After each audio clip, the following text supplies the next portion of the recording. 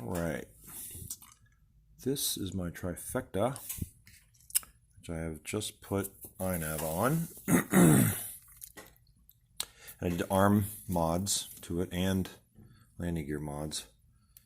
This right here, let's see it.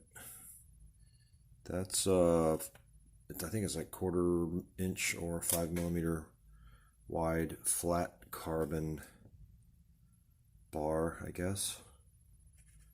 You put it on the front and on the back. What I did though also was I pinned it with some carbon rod, just drilled some holes, give it a little bit of extra attachment, and it seems to stiffen up pretty good. Now the gear mod is pretty cool. Basically just a piece of carbon tube. That's the same thing. I pinned it. As you can see, I guess if it'll focus. Pinned it, super glued it, pinned it onto just stock gear. A little bit of JB weld right there. Some pads left over from who knows what. Now the idea to stiffen these things even more would be, which I'm going to do eventually, but not quite yet. This, look at that. That's an F411 there I'm working on for an iNav rover. That's what that is right there. Right there. That's another brain tease. Now, to stiffen the arms even more, what you can do is I would put a piece of tape up underneath this, of course without the ESC, and then put JB weld in between the webbing here.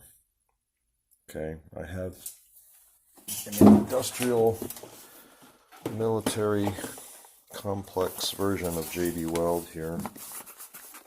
Called fast weld. It's the same thing, it's just used in the aerospace industry, which I do work for. Same thing, it's just steel dust inside of JB or epoxy. That's all it is. Now, another thing you can do too is you can get just some carbon cloth that you got laying around and just take a few of the strands out and just take a pair of scissors and chop up the carbon cloth into like hairs, and then you can mix that in with the JB and stick it in there, and that'll make it even stronger because you're just doing a weave. No, not really a weave, but just kind of like a, what do they call that? Chop in fiberglass. And then you can, once you put it in there, you keep the piece of tape on the back and just force it in here and through the top. And this, you even got a lip here. You could probably bring it up to there, to have to take your arms off and all, and then just, scoop it off a little bit, and any excess you wipe with denatured alcohol. That's what cuts epoxy or acetone. And then you can get some good strength out of it. I mean, it'll add a little bit of weight, but, this thing flies pretty good when it was flying on tri-flight. But I get kind of tired of the servo jitter, like I said, so now it's iNav, and I'm corresponding with, what's his name, Paul Spychalska. He's, I do believe, an iNav developer, and he's got some PIDs which do pretty good. So that's it, and I'm going to go forward with that, and hopefully I'll be able to keep it flying, because not many people really fly them.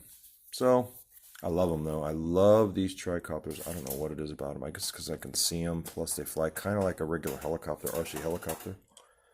I was into those. So they are just, I love them. I love them. I love them. This is the tail. It's the tail strut, or landing strut. Same thing, tubing. And let's see. Yeah, just tubing and what is it? The JB weld.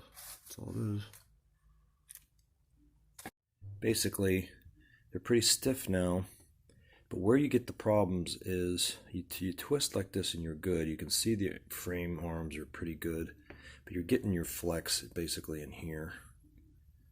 So it's going to only be as good as it's going to be.